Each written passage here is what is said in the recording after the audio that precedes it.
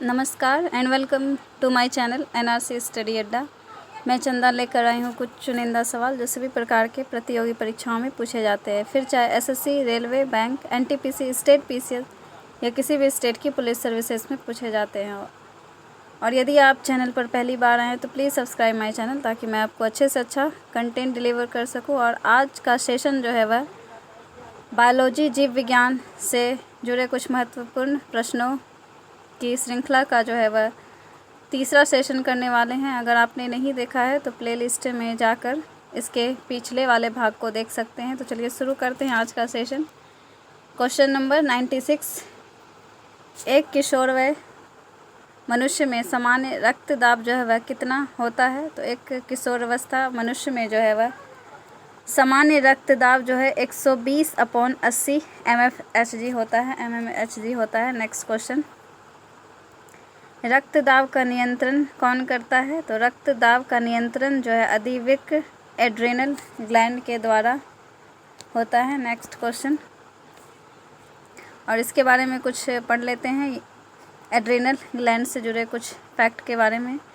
तो यदि शरीर में रक्तदाब कम होता है तो एड्रेनल ग्रंथि से एड्रेनलिन हार्मोन्स जो है वह निकलता है जो रक्तदाब को बढ़ाता है। Next question, question number 98, hypertension शब्द किसके लिए प्रयोग किया जाता है? तो हाइपरटेंशन जो है यह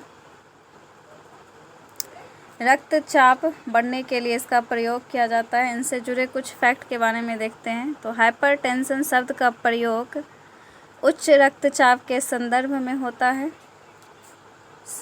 सामान्य मनुष्य में रक्तचाप जो है वह 120/80 mmHg होता है, जिसमें 120 mmHg सिस्टोलिक कहलाता है और 80 mmHg जो है वह डायस्टोलिक होता है।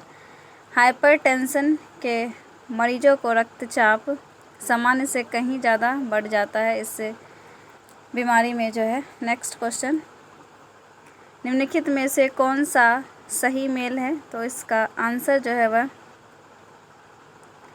एथेरोस्क्लेरोसिस, धमनियों का अवरुद्ध हो जाना, यह जो है सही मेल है। नेक्स्ट क्वेश्चन, और इनसे जुड़े कुछ फैक्ट के बारे में देखते हैं। तो धमनियों की ट्यूनिका मीडिया में कोलेस्ट्रॉल एकत्र हो जाने से धमनियाँ अवरुद्ध हो जाती है, जिससे एथेरोस्क्लेरोसिस कहते हैं। इसकी वजह से जो है वह रक्तचाप बहुत ज़्यादा बढ़ जाता है। नेक्स्ट क्वेश्चन, क्वेश्चन नंबर 100, मानव शरीर में रक्त की अपर्याप्त आपूर्ति को क्या कहा जाता है? तो इसको जो है इस्कीमिया कहा जाता है।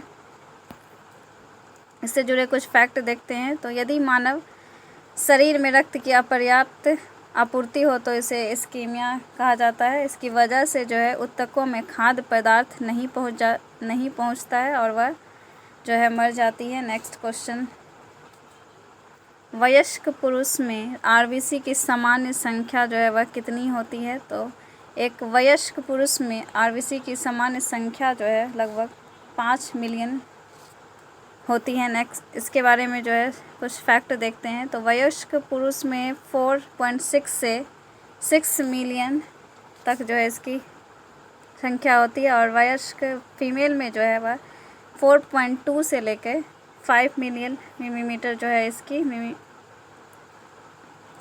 संख्या होती है। नेक्स्ट जो है फैक्ट है, एक वयस्क पुरुष में आरबीसी की सामान्य संख्या 5 मिलियन मिलीमीटर जो है रुधिर होता है और लाल रुधिर कणिकाओं की संरचना अभ्यावतल तथा तस्तरीनुमा होती है।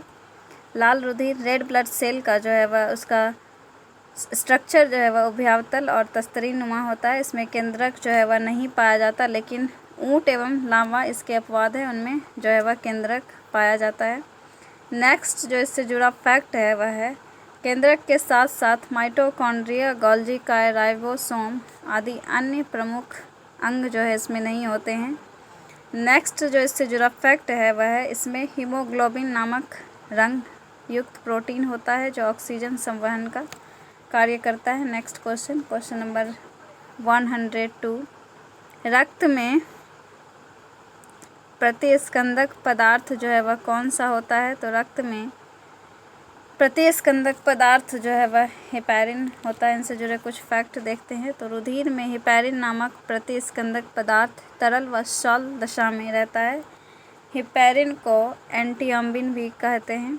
यह एक संयुक्त पॉलीसेकेराइड है। इसकी वजह से रुधिर में थक्का जो है वह नहीं जमता है। Next question number 103। मानव रुधिर में कोलेस्ट्रॉल का सामान्य स्तर जो है वह कितना होता है? तो 120 से 200 mg परसेंटेज जो है इसकी संख्या होती है। नेक्स्ट जो है क्वेश्चन है इससे जुड़े कुछ फैक्ट देखते हैं। तो मानव रुधिर में कोलेस्ट्रॉल का सामान्य स्तर जो है 120 से 200 mg परसेंटेज जो है यह होता है। और अगर इसका स्तर 200 mg% से ज़्यादा हो जाता है तो यह धमनियों पर जमा होने लगता है। इसे एथेरोस्क्लेरोसिस कहते हैं। Next question number 104।